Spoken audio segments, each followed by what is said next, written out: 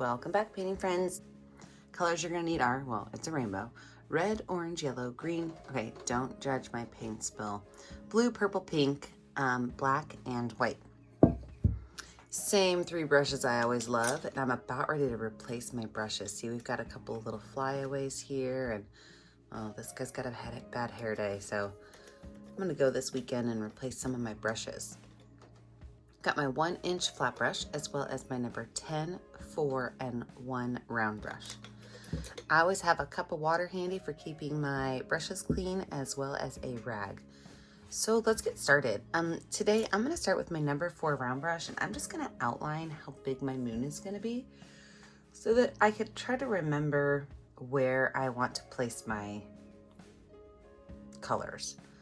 So I'm gonna take my 4 round brush with a little bit of pink paint, and I'm gonna make a gigantic circle. Now, circles are hard to make, I get that. So if you need to, you can always grab like a paper plate or something and kind of outline your circle. But my circle is gonna be nice and big and up here at the top. I will be using a plate to outline mine when I add my black, because that's when we really need it to be a neat circle. So I can just wash this brush off because I don't need it anymore for now. So inside that whole circle, I am gonna give it a nice layer of white paint.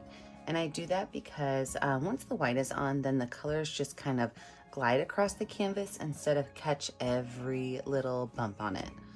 So I'll fill my whole circle in with white, and then we'll start to add our colors.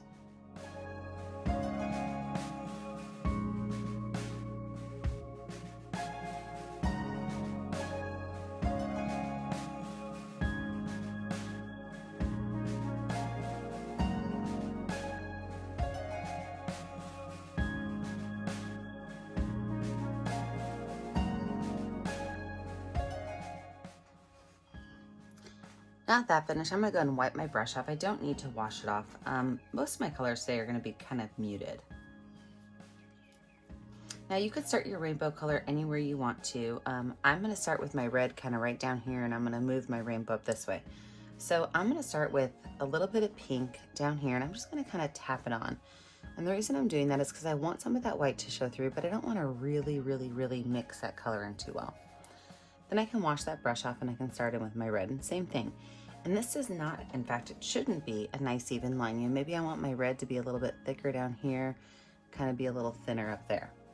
So just kind of lay out your space and tap your color in and allow it to blend just a little bit with the color before. We're gonna do that with every one of our colors on our moon today. Now, you have 2 choices. You can either go just outside your moon a little bit so that you know you've got your whole moon covered in, or when you make your final circle and you add the black in, you shrink it just a bit. Okay, so the line right here, it's just a helpful suggestion right now. You don't have to stay inside of it perfectly. So I'm gonna go through in rainbow order. Pink, red, orange, yellow, green, blue, purple. I might end with a little bit of pink over there, we'll see. But I am gonna wash my brush off about every 1 or 2 colors just to keep it nice and clean. I'm gonna put myself in speed motion while I do this because it's gonna take a while.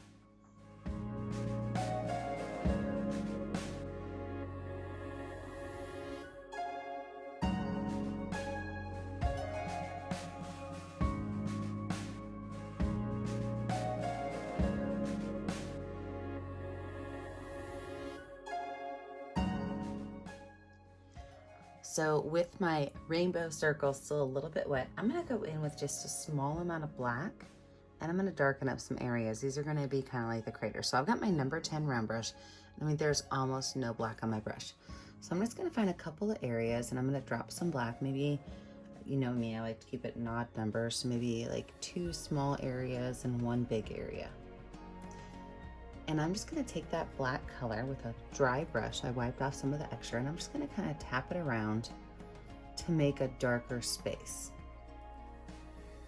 Now this should be an organic space. Don't let it become a circle or anything weird like that. Craters are circle-ish in shape, but you can have them be just a little bit organic. So just kind of taking my brush and tapping those colors out. What's going to happen is they're going to softly and slowly dissipate into the other colors, which is what I'm going for. I don't want it to be a solid black circle.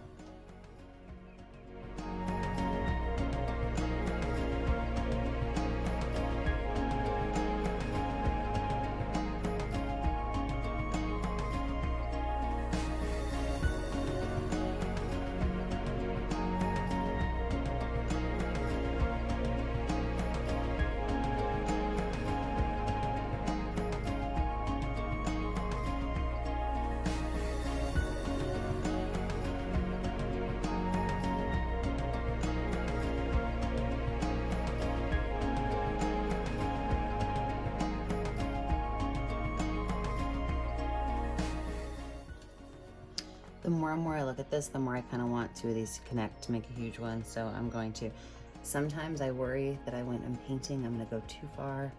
I'm gonna add too much of what I'm liking, what I'm doing. But that's the nice thing about painting, is that you get to edit what you're doing. If I don't love this, I can paint over and start again. If I do love it, I can add more dark spaces.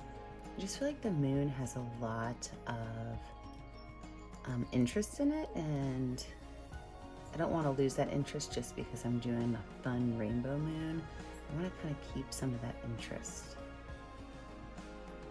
And I like to mix colors, so there's that.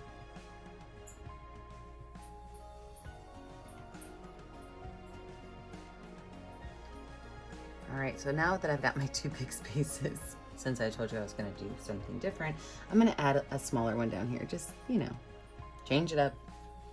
And then I've got to be done because I don't want to cover up all of this pretty color. But I really like those dark spots a lot. If you have never watched one of our videos before, I do this in my backyard in my little studio, and I've only been doing it for a little while. And so I don't do a lot of retakes, and I don't do a lot of editing because I want you guys to see what's real. Very few people can go in and paint exactly what they want the first time. It takes a lot of editing and changing your mind. So now I do like my moon. I'm gonna check that my paper plate does fit on it well, and it does. So that means when I let this dry and come back, we'll add our black space in and our tree. So my background's dry, which means it's time to move on. Now you can choose to use a pencil to set your plate on and kind of outline, or you can just jump right in with your brush. I'm gonna use a pencil. And I'm just gonna outline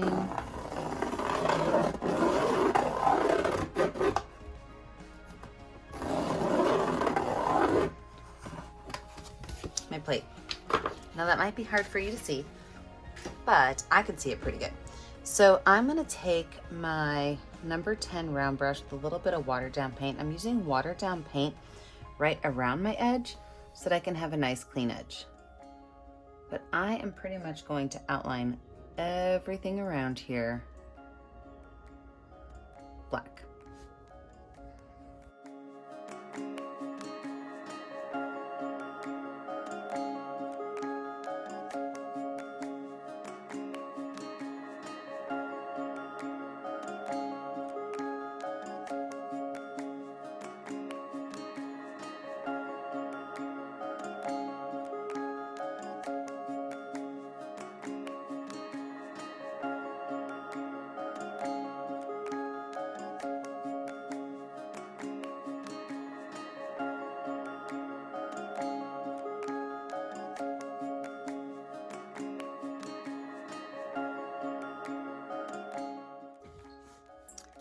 With my circle outlined, now let's talk a little bit about the rest of our space. So I am gonna have like the hillside with a tree. So I'm gonna start right here, and I'm just gonna make kind of a jagged hillside right there. So everything under here is gonna be black, up here and around here. The rest of the space is gonna be black. So I'm gonna switch over to my big flat brush because, well, it just covers faster. And I'm gonna cover all of this space in black.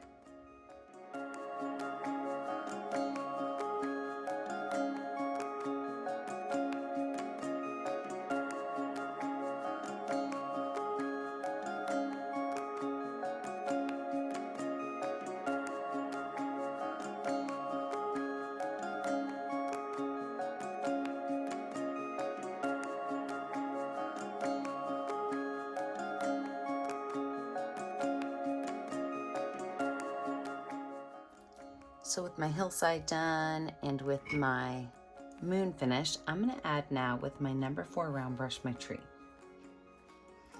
And this tree, like I start all my trees off, if you've ever painted with me before, you know what I'm gonna say. It's a letter Y, right? So I start with what looks like a letter Y, so 2 long arms, and then it goes down. And then I go in and I add all of my branches. And so some of my branches might be letter Ys that come off of my letter Ys. But I do like to use watered down black paint because if you see, in fact, I'm gonna zoom you in so you can see this. If you can see right here that the lines are a little bit fuzzy, they're a little bit fuzzy because my paint was not watered down. I grabbed the regular black. So by using the watered down black, I just add a little bit of water to it, I get a really nice, smooth, inky line to my brush. See that? So as you're putting these lines on, I like to put my branches on first, and then I go in and I connect them all. So, you know, branches don't really connect like this. They don't really connect there, but I'm gonna show you a trick after you have your branches laid on, how to make it look like it's all connected.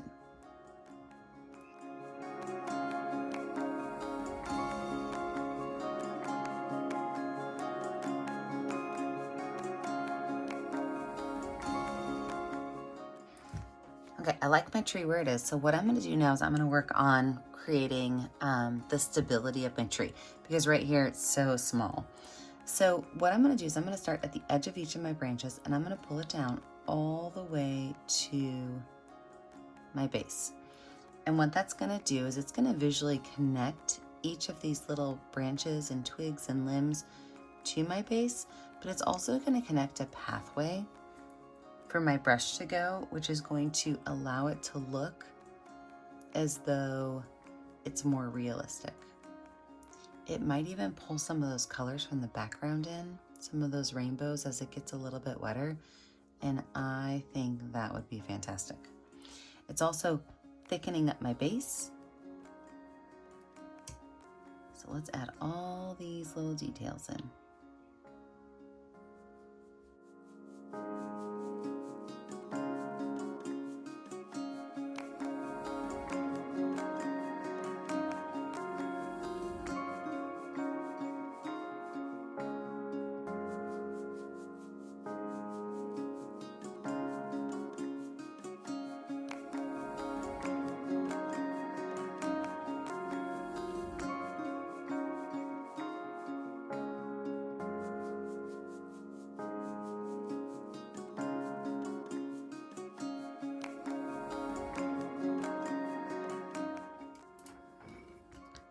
So now that we're zoomed out, I'm gonna add just a couple little highlights to our rock so that we realize that it is indeed a rock. And these are ghost lines. Ghost lines for me are lines that sometimes you see, sometimes you don't see, but they are just very, very, very gentle lines that kind of pop on and off the canvas on their own.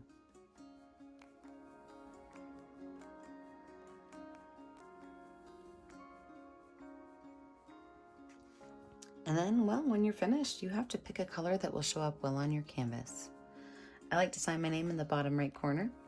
Don't forget, I never get to see what you're doing at home unless you post it to our Facebook page, Painting with a Purpose. Don't forget to like and subscribe to our YouTube channel, Painting with a Purpose. And remember, as always, stay kind, stay creative, and stay safe. Have a great day, friends. Bye now.